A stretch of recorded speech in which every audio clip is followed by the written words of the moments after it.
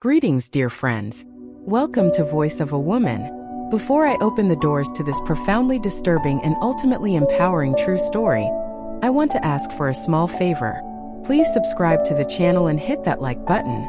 It helps stories like this be heard by those who need them most. And drop a comment letting me know which state or city you're listening from. It would warm my heart to know how far my voice has traveled. Get comfortable. Happy listening. My name is Hilda Hayes and I'm 60 years old. What I'm about to tell you today will forever change the way you see your own family, or at least it should. Just 3 days ago, my own son Damian and my daughter-in-law Melissa pushed my husband Henry and me off a 90-foot cliff during what was supposed to be a celebratory family hike for our 40th wedding anniversary. As I lay there at the bottom of that jagged gorge, my body broken and bleeding, the world spinning in a haze of pain and shock, I heard my husband's desperate whisper piercing through the fog. "Hilda, don't move. Play dead." His words were barely audible over the ringing in my ears, but they anchored me to survival.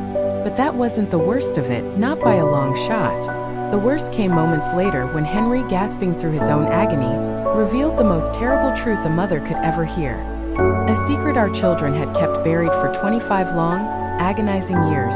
A secret that unraveled the very fabric of our family and exposed the monsters hiding behind the faces I loved most. For 4 decades, Henry and I had built what we thought was the perfect family. A life woven from simple joys, hard work, and unbreakable bonds.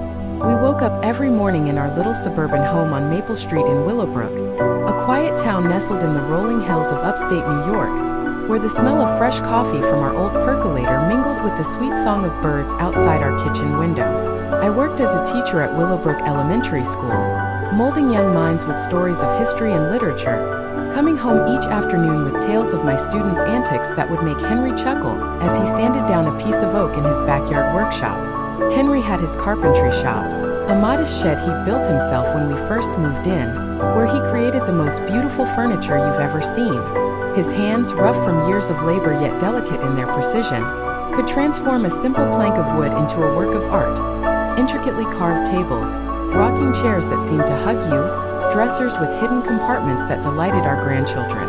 We had 2 sons, Richard, our firstborn, who arrived like a burst of sunshine on a crisp autumn day in 1985, and Damian, 5 years younger, born under a stormy sky in 1990 that seemed to foreshadow the turbulence to come. Richard was the soul of our house, always laughing, always eager to help his father in the shop, hammering nails with clumsy enthusiasm as a toddler and graduating to fine carving by his teens. He had Henry's kind eyes and my infectious smile, a boy who shielded me from worries, whether it was fixing a leaky faucet before I noticed or comforting me after a tough day at school. Damian was different, more reserved, introspective, with a quiet intensity that often left him on the periphery of our boisterous family moments. But I loved him with the same fierce intensity. As a mother, you never play favorites, or at least that's what I told myself, convincing my heart that equal love meant ignoring the subtle differences, the way Damian's eyes sometimes lingered too long on things that weren't his. On Sundays, after attending services at St. Mary's Church, where the pews creaked under the weight of familiar faces and the organ music filled the air with solemn joy, the whole family would gather around our oak dining table, which Henry had carved with his own hands as our wedding gift. The table was a masterpiece, inlaid with swirling patterns of vines and leaves, symbolizing growth and endurance. Richard would regale us with his plans to study engineering at the State University, his voice animated as he sketched designs on napkins, dreaming of building bridges and skyscrapers. Damian would remain silent, picking at the food on his plate, roast chicken, mashed potatoes from our garden, apple pie I'd baked from scratch, his eyes downcast, contributing little more than monosyllabic responses. I chalked it up to teenage brooding, assuring Henry that he'd grow out of it, that one day he'd find his voice and his path. Life was simple but profoundly beautiful in those years. In the evenings, Henry and I would walk the winding trail that looped around Willowbrook, a path lined with maple trees that turned fiery red in fall and whispered secrets in the summer breeze. We'd hold hands, our fingers intertwined like the roots of those ancient trees, talking about our dreams, watching our grandchildren play in the yard, traveling to see the ocean for the first time, a luxury we'd never afforded, building a smaller cottage on our land once the boys started their own families. Those walks weren't just exercise, they were our sanctuary, a time to reconnect amid the chaos of daily life, to reaffirm the vows we'd made under that chapel's stained glass windows. I never imagined those innocent strolls were unwittingly training us for the one hike that would nearly end our lives, transforming a symbol of our bond into a prelude to betrayal. On weekends, I'd host family gatherings that filled our home with warmth and chaos. My sisters, Harriet and Irene, would arrive with their husbands and children, the house bursting with laughter as kids chased each other through the rooms, women sharing recipes in the kitchen. Harriet's famous strawberry jam, Irene's secret spice blend for pot roast, while the men gathered in the yard to fix whatever needed mending, be it a fence post or a child's broken toy. Henry was the heart of it all, his easy smile and steady hands making everyone feel welcome, his stories of our early days drawing chuckles and nods of admiration. He was my perfect partner. After 40 years of marriage, he still brought me wildflowers he'd picked on his way home from the shop, their petals a vibrant contrast to the sawdust that clung to his clothes. He'd help me grade my students' tests late into the night, his brow furrowed in concentration as he deciphered childish handwriting, and I'd hold pieces of wood steady for him in the workshop, our teamwork a silent language of love. We were a team, an unbreakable unit, or so I thought, clinging to that illusion with the desperation of a woman who had built her world on it. At night, we'd sit on the porch swing Henry had crafted, watching the stars emerge like diamonds scattered across velvet, planning our golden years with the optimism of youth. We'd talk about retiring to travel, perhaps a road trip to the coast, where we'd dip our toes in the salty waves and collect seashells as souvenirs. We'd dream of a smaller house on our property, one with a wraparound porch and a view of the hills, where we'd spoil our grandchildren with stories and homemade treats. But perfect happiness, as I would discover in the most devastating way, often hides the deepest tragedies, lurking like shadows just beyond the light of our contentment. When Richard turned 20, a subtle shift rippled through our family, like the first crack in a dam before the flood. He began arguing with Damian over things I couldn't quite grasp, whispered conversations in the hallway that ceased abruptly when I entered the room, tense glances exchanged across the dinner table. Henry dismissed it as brotherly stuff, assuring me it would pass, that boys will be boys. I wanted to believe him, needed to believe him, because acknowledging the rift would mean admitting our perfect family was flawed. But the arguments escalated, Richard's voice rising in frustration as he confronted Damian about secrets and lies, words that hung in the air like smoke after a fire. One night in October, exactly 25 years ago, Richard didn't come home for dinner. We waited, first until 11 p.m., then midnight, then 1 a.m., our worry mounting with each ticking second. Damian was in his room, supposedly studying for his high school exams, but I noticed something off in his eyes when I asked if he'd seen his brother. A flicker of unease, quickly masked by indifference. Henry went out to search, rallying neighbors with flashlights and urgent calls. They scoured every corner of Willowbrook, the trails, the riverbanks, the spots Richard frequented. At dawn, they found his body at the bottom of the river gorge, twisted and broken on the rocks below. The police ruled it an accident. He'd likely stumbled in the dark while walking home from a friend's house, the path treacherous after recent rains. I never questioned that version, couldn't bear to, because imagining anything else would destroy me. The grief was all-consuming, a black void that swallowed my days. Richard's funeral was the darkest day of my life. I wore my only black dress, the one reserved for losses too profound for color, and wept until my body ached. Damian was strangely calm, his face a mask of stoicism that I attributed to shock. While I shattered, he remained silent, his expression unreadable. But now, after what I know, it sends shivers down my spine, a harbinger of the monster within. Henry never left my side that day, holding me up when my legs buckled, whispering comforts that I now realize tasted bitter on his tongue, laced with unspoken guilt. After Richard's death, Damian changed completely, becoming more attentive, more loving, as if filling the void his brother left. He helped with chores, accompanied Henry to the workshop, brought me tea when sadness overwhelmed me. I thought it was his way of coping, of honoring Richard's memory. How naive I was. What he was really doing was building a perfect mask to hide the darkness, weaving a web of deception that would ensnare us all. The years passed, and the wound of Richard's loss never fully healed, but we learned to live with it, scarring over the pain like a tree growing around a wound. Damian married Melissa, a sweet girl from the neighboring town of Oak Ridge, with her bright smile and gentle demeanor that seemed to light up our home. They appeared happy, building a life together, and soon blessed us with two beautiful grandchildren, a boy and a girl whose laughter echoed the joy Richard once brought. I finally felt life granting us a second chance at happiness, the family circle closing once more. Melissa called me Mom with genuine affection, helping with housework during visits, baking cookies with the kids while I shared stories of their grandfather's youth. Damian inherited Henry's talent for carpentry, opening his own business that flourished, or so we thought, crafting custom pieces that won local awards. Everything seemed perfect again, a fragile reconstruction of our shattered world. But now, lying at the bottom of this gorge with my ribs broken and the metallic taste of blood in my mouth, I understand that all that happiness was a carefully constructed lie, a facade built on the bones of my firstborn son. The first signs that something was amiss began 6 months ago, when Henry and I decided to update our will. We'd saved diligently throughout our lives, scrimping on luxuries, investing wisely in bonds and the small plot of land I'd inherited from my parents. Between the house, the land, our bank savings, and Henry's pension, we had nearly $200,000 to leave to our family, a legacy to secure their futures. It was Damian who suggested we visit the lawyer, Albert Kingsley, a kindly old man we'd known for years. "Mom, Dad, you're both 60 now," he said during a Sunday dinner, his voice smooth as polished wood. "It's important to have everything in order, just in case." Melissa nodded beside him, stroking my hand with her soft fingers, fingers that would later push me toward death. "We love you so much and we want to make sure you're protected," she added, her eyes wide with feigned innocence.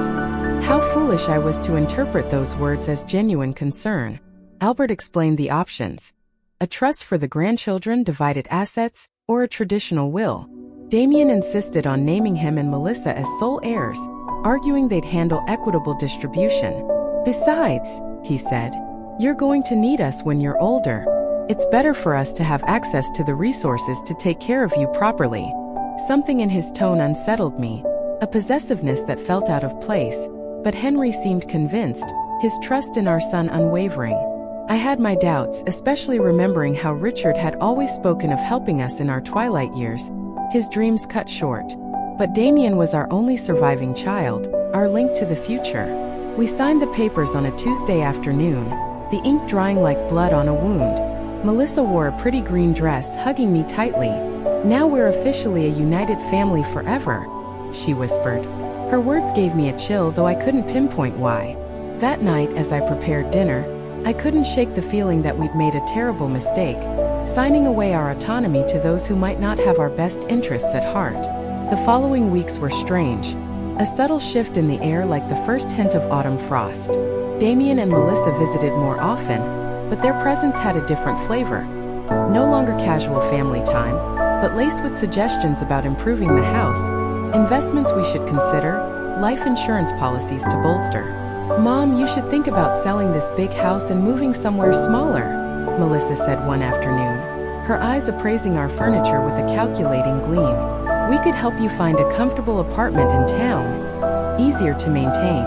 But I loved our house.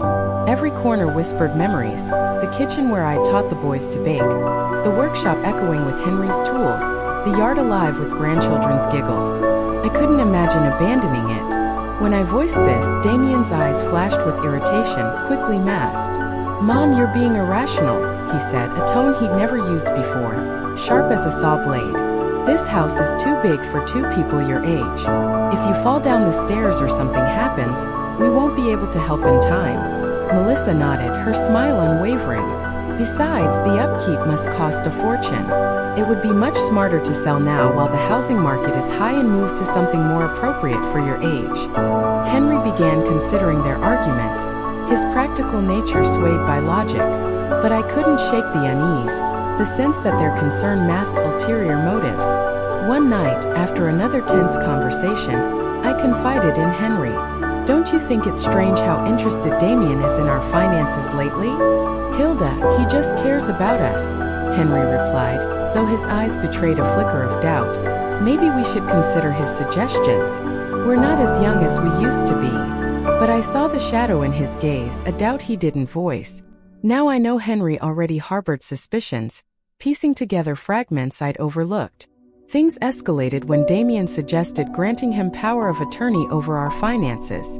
"It's just a precaution," he explained, Melissa brewing tea in our kitchen as if she owned the space. "If one of you gets sick, we can manage affairs without legal hassles." His insistence gnawed at me. I couldn't sleep that night, staring at the ceiling, Henry's steady breathing beside me a stark contrast to my racing thoughts. The next day, I called my sister Harriet for advice. Always sharper, more suspicious, she listened silently. "Hilda," she said finally, "doesn't it seem odd that Damian's so eager to control your money? He has his own business doing well, right? Why the rush?" Her words struck true. Damian had never shown financial strain, never asked for loans.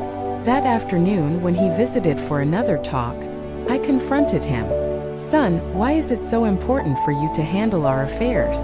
Your father and I are still capable." His face hardened, eyes flashing with something cold, calculating, familiar yet alien. "Mom, it's not about control," he snapped. "It's about love, care, family responsibility." But family responsibility sounded more like a threat. Melissa interjected sweetly.